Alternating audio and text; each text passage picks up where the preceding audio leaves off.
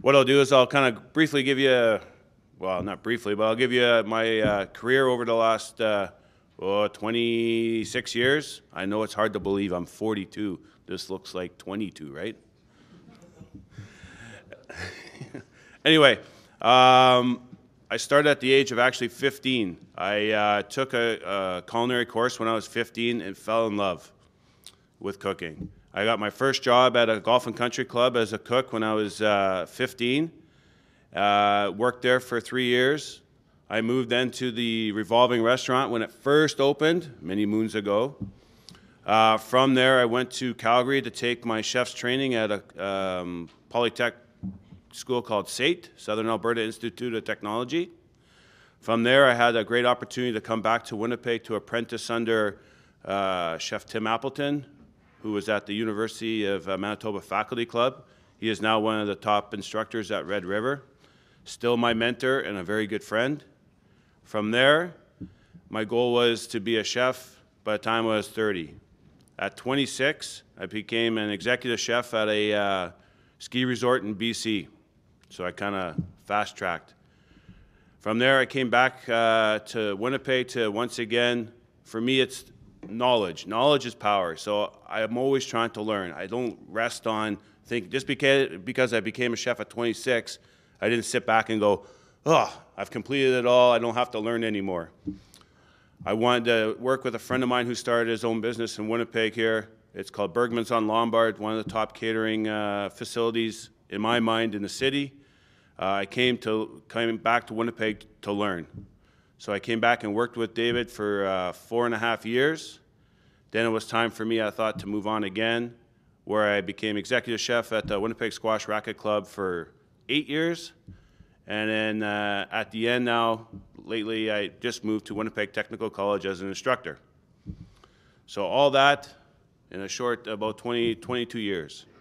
So being a chef, what does it take? Well, in my opinion, to be a chef, you have to be, well, a cook, a scientist, a mathematician, a psychologist, and sometimes even a babysitter, because your staff, you have to treat them like kids, okay? But it's so many things. It's just not about cooking. Math part, because you have to figure out your food costs and your labor costs for your bosses, right? Because you don't just cook it and give it away, do you? You have to figure out how you're going to make money and how you're going to make a profit, right? A scientist, because when you're baking, right, you have to have preciseness, right? If it doesn't work, it's going to explode. There's been cakes that have exploded, okay? So you have to be a scientist. There's actually now cuisine called molecular gastronomy, which works with the science of food. You have to be a psychologist, because when you're dealing with so many people as a chef, your staff, everyone's individuals. All of you here aren't the same person. So I have to learn how to treat you all as individuals and work. Some people like to be talked to, and some of my staff had to be kicked in the pants, right? So you have to learn how to be a psychologist. And like I said, and then a babysitter some days, because it seems like they act like little kids, and you have to remind them that they're adults, and you have to be like a father figure. So with all that, that's a lot to take, okay? For me, to learn all that, you don't do it just by working at one place.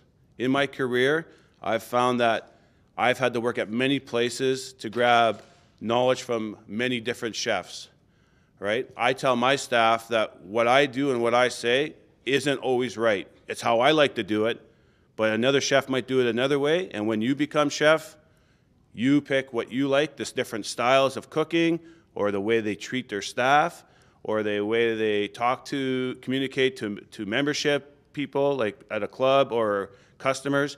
You take all that, and you become yourself, an individual, and your own philosophy. So for me, it's always about different chefs going out and about. So as being a chef, as you grow up, you can travel the world. To me, it's the easiest business to pick up and go. I've traveled. I've been to Mexico. I've worked in Mexico, all across Canada. I've been to Europe a bit. You can go anywhere you want to go. That's the great thing about our industry. Everyone needs to eat, right? So wherever you can go, you can just have your knife bag, and you can have a job within 2 days. Is it going to pay $200,000? No. But you're going to be able to travel and see the world if that's your choosing. Or you can have an unbelievable career right here. Okay?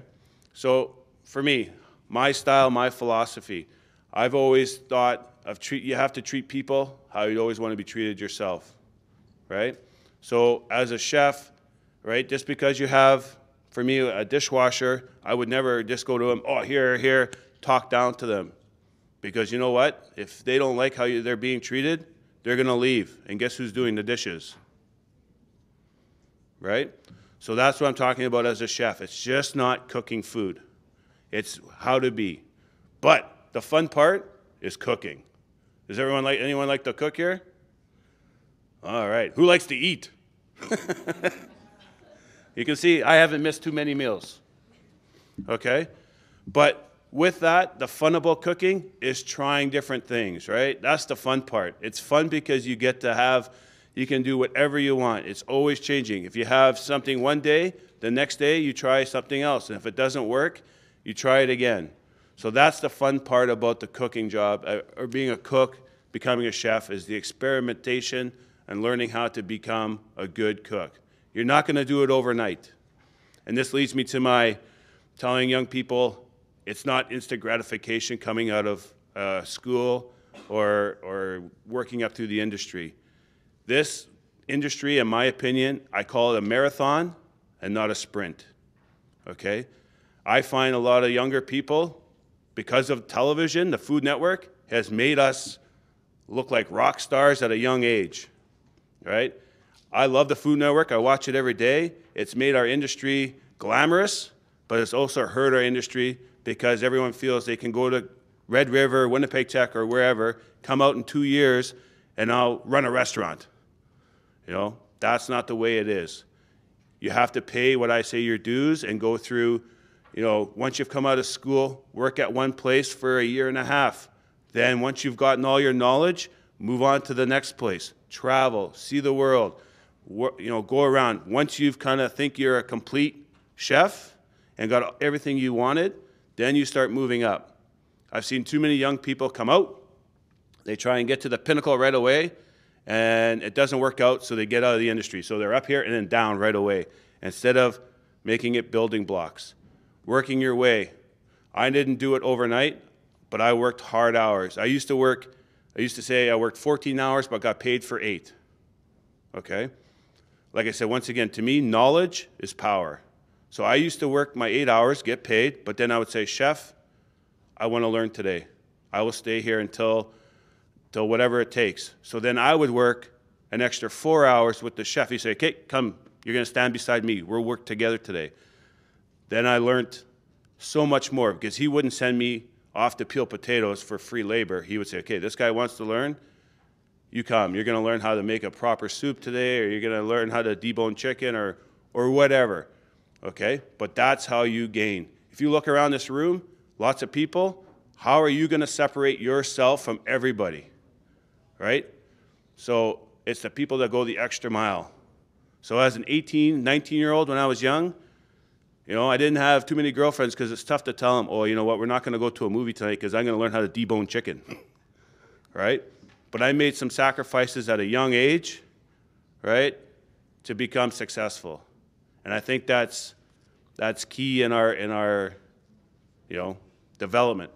It's what you put into it. If you only put in 50% of an effort, you're going to get a 50% career, in my opinion. So, you know, you can still have fun, but sometimes it's about how successful you want to be. So, as a chef, my day in a life would be, I'll tell you how I was at the last private club I worked at, the squash club. So I would come in at 9 in the morning or 8:30 because I would like to sit and see my staff. I would never come in right away. I'd come in early, have a coffee, relax a little bit. My staff would come in, and then we'd have a meeting. I'd always be personal with my staff. I'd always ask them first how their day was. I'm curious because I want to know how they're doing. It's just not, I don't want it to be just a job. Now, other chefs can be different, but this is how I was. So we'd sit down, I'd ask them about their day, Then I get into our daily business, what we had coming up. So like I was at a private club, so we would have functions, member functions, lunchtime. So then we would get our prep list going. I would work beside them.